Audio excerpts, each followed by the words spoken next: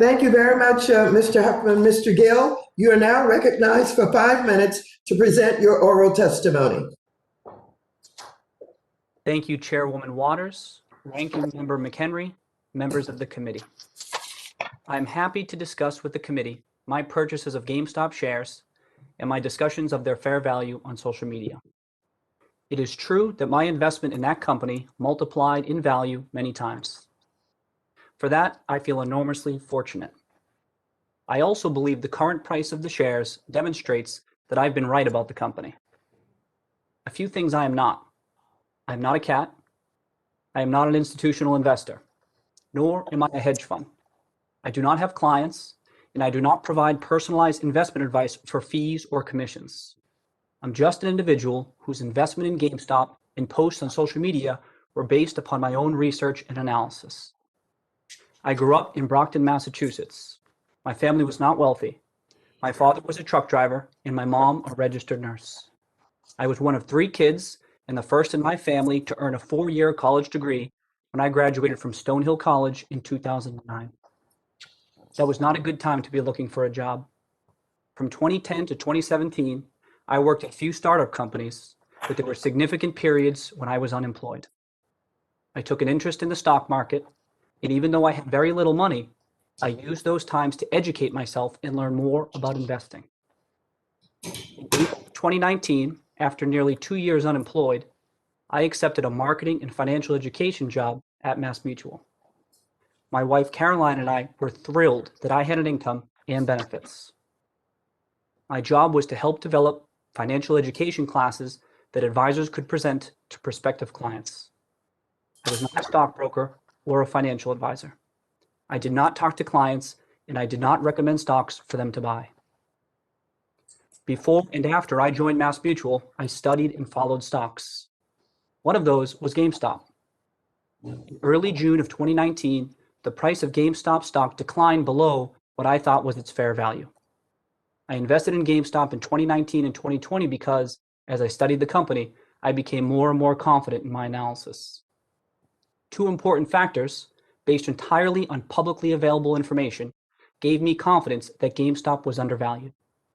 First, the market was underestimating the prospects of GameStop's legacy business and overestimating the likelihood of bankruptcy. I grew up playing video games and shopping at GameStop, and I plan to continue shopping there. GameStop stores still provide real value to consumers and reliable revenue for GameStop. Second, I believe that GameStop has the potential to reinvent itself as the ultimate destination for gamers within the rapidly growing $200 billion gaming industry.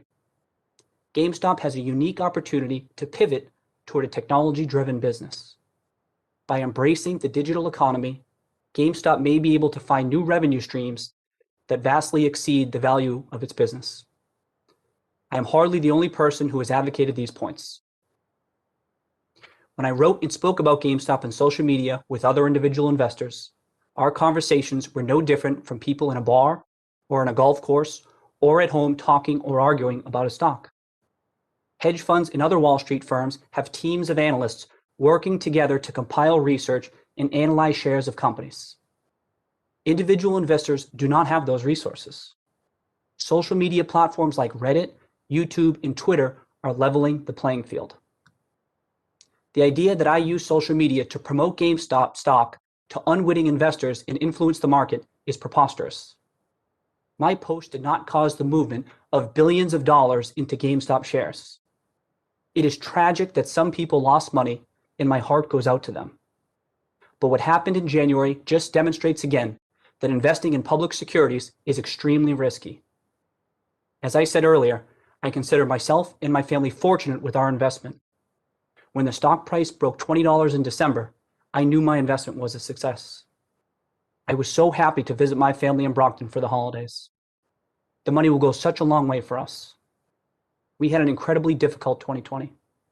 Most difficult was the tragic and unexpected loss of my sister Sarah in June. I am grateful to be in a position to give back to and support my family. As for what happened in January, others will have to explain it. It's alarming how little we know about the inner workings of the market. And I am thankful that this committee is examining what happened. I also want to say that I support retail investors' right to invest in what they want, when they want. I support the right of individuals to send a message based on how they invest. As for me, I like the stock. I'm as bullish as I've ever been on a potential turnaround for GameStop, and I remain invested in the company. Thank you. Cheers, everyone. Thank you, Mr. Gill.